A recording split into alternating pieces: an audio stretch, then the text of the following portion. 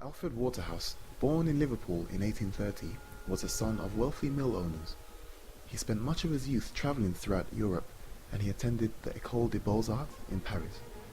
At the Beaux-Arts, Waterhouse learned how to use classical elements in architecture.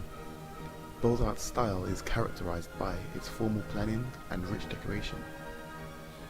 After returning to England from his studies, Waterhouse designed buildings which reflected his training at the Beaux-Arts, such as Strangeways Prison in Manchester, the Great Northwestern Hotel, and the new Manchester Town Hall. This project had a triangular site which called for an original approach. In the plan, we see the main entrance is on the south side. He has designed an inner perimeter for circulation and an outer one for the spaces. What his buildings have in common is symmetrical elevation, a single or dual tower element which holds the main entrance at its center, reminiscent of the Romanesque churches of Germany. By 1866, Waterhouse had an established reputation, and he was invited to take over the plan for a museum of natural history to be built in South Kensington.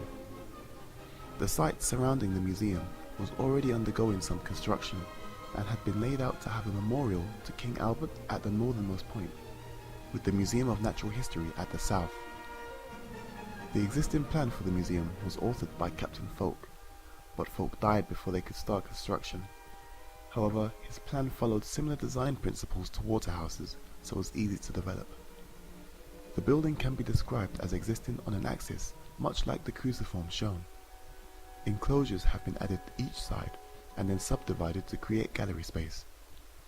The structure is comprised of load-bearing walls, columns and arches, many clad in terracotta sculptures.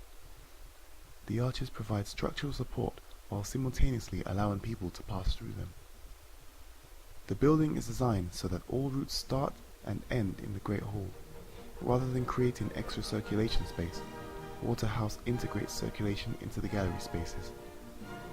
In 19th century England, ornamentation on buildings was a major part of the design.